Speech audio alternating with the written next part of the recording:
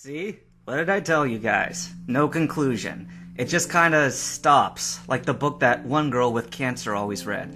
Something something infection. Anyway, it leaves you wanting for the rest that's not there, and all you can do is read it over or make up an epilogue like I did. Since this is the review video, we're doing the former, and hopefully it'll provide some semblance of closure.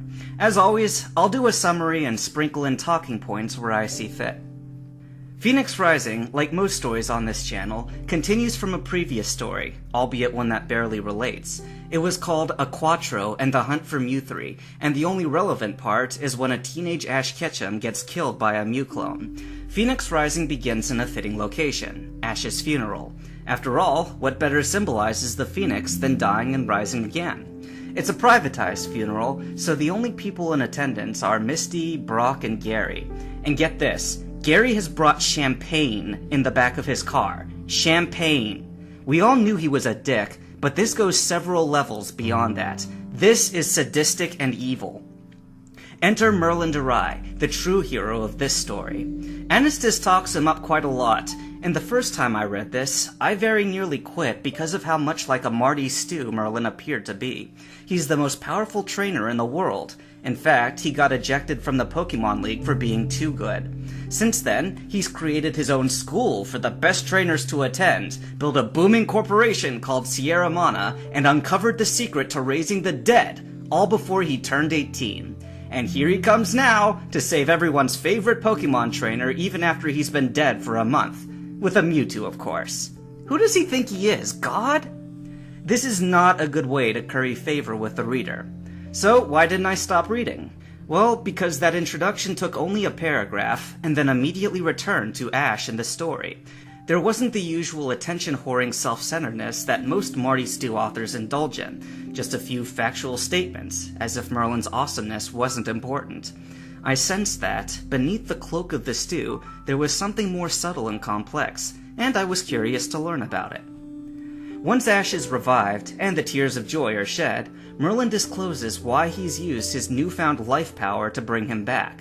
There's a hurricane of unnatural proportions forming, so large that it threatens thousands of lives.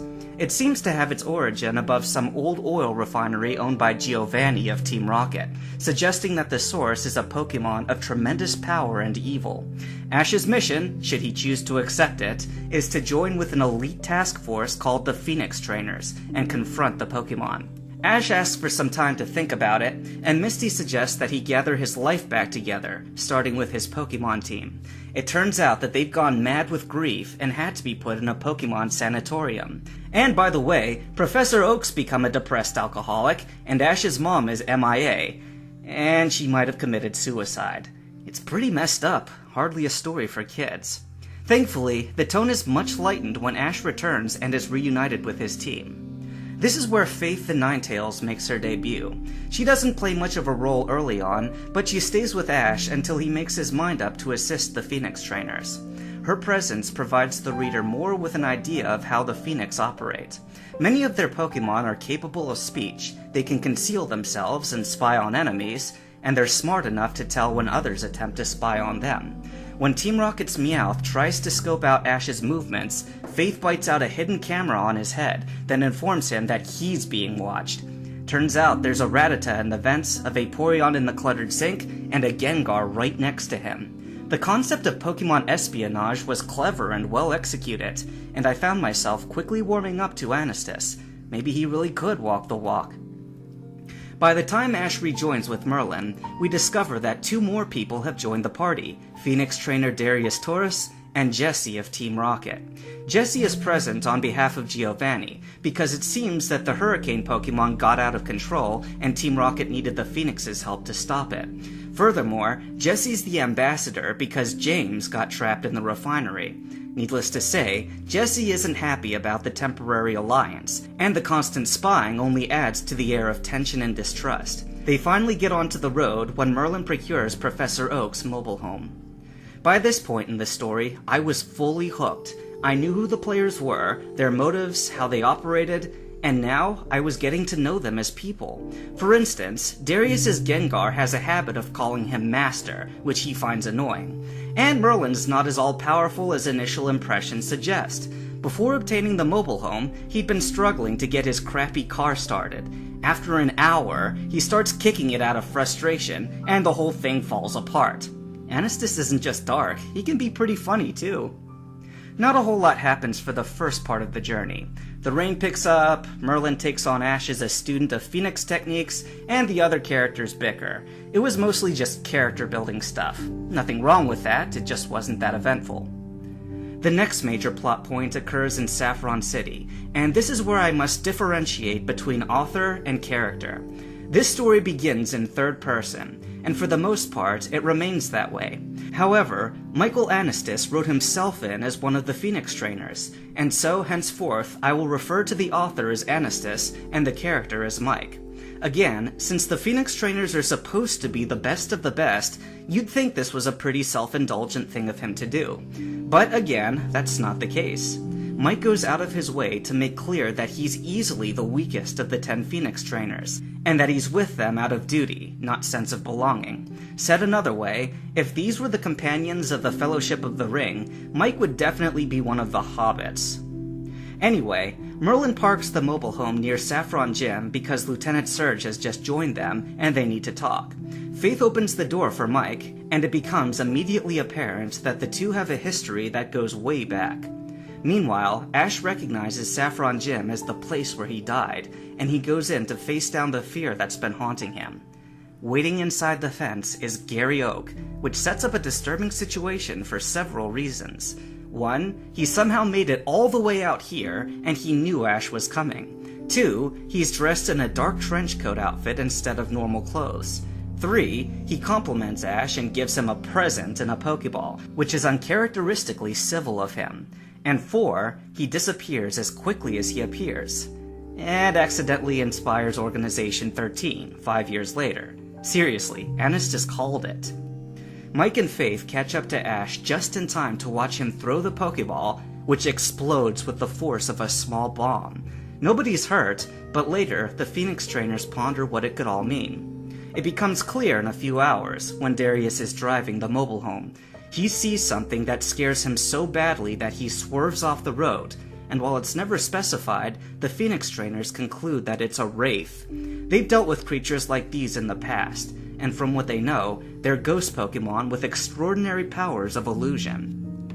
This is where I must pause again and give Phoenix Rising its due praise. Anastas has created a world in which this is just one more story amongst many. In this timeline, the past 5 years have been full of such horrors as genetically enhanced monsters on rampages, fiery ghost Pokemon from hell, the giant creatures from Pokemopolis, and so on. And I completely buy it.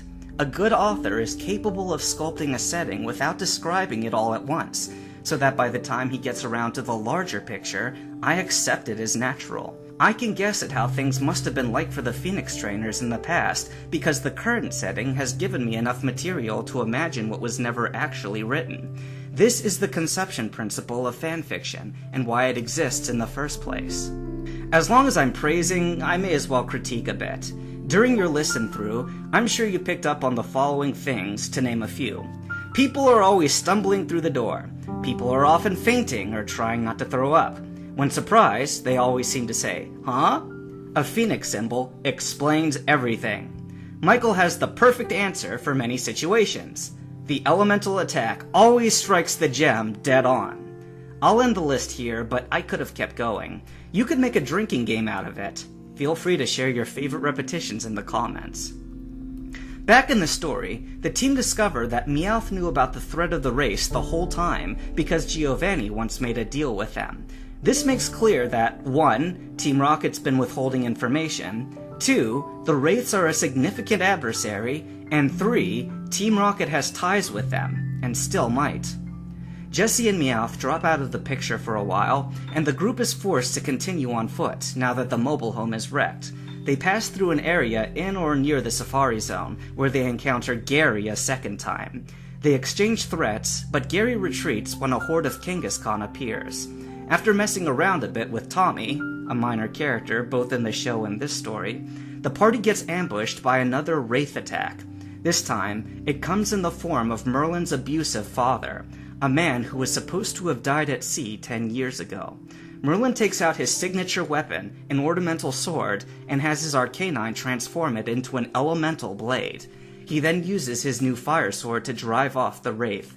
Ash is completely awed by this, and Merlin takes the next 5 minutes to explain how it works. This is where I find the story's quality dipped somewhat. For one thing, Anastas could have cut out the Kangaskhan portion completely without losing anything of substance. For another, sci-fi explanation stuff may work sometimes, but I don't think it did here. Don't get me wrong, it's cool that you can use evolution stones to turn blades into electric or fire swords, and it ties into the story several times. But it felt like a tutorial level in a video game that you're never gonna play, you know? They do this stuff on Naruto all the time, explaining how chakra works and crap. But with that show, the techniques build on each other, and half the plot is about how this ninja's attack beat that ninja's attack.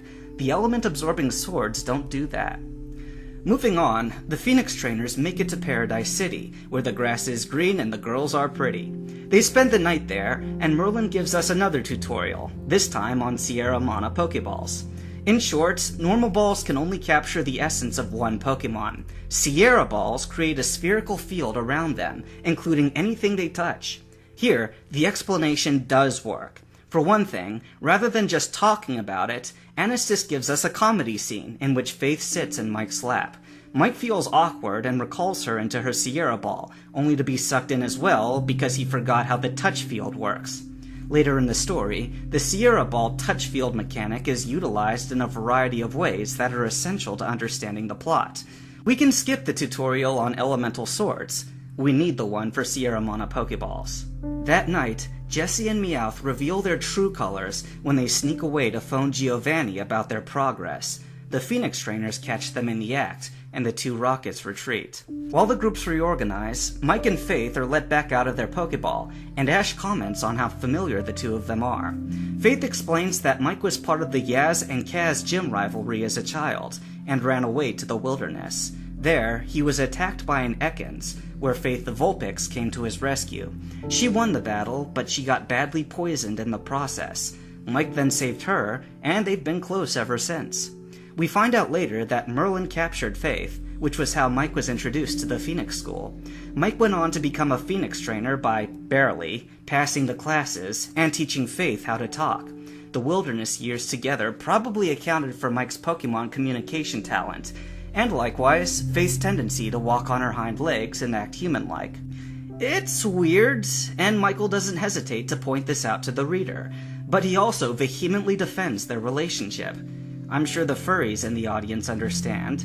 You don't write something like this without expecting some upraised eyebrows. As for me, I find their relationship sweet, but only as sentiments in Anastas's mind. An anthropomorphic fox is not a sex object, not even if it's a killer animatronic.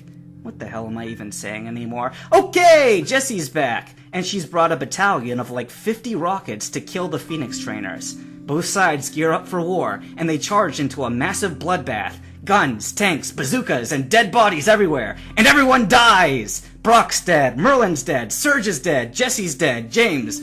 Turns out he wasn't trapped or dead before, but he's dead now. Mike, Faith, Darius, you name it, they're dead. When the smoke clears, Ash is the only one still standing, having survived the ironically named Battle of Paradise City. The entire weight of the mission now falls upon his shoulders, because it's not like the dead come back to life. Oh, wait a second. Rereading title? Right, almost forgot what kind of story we're in.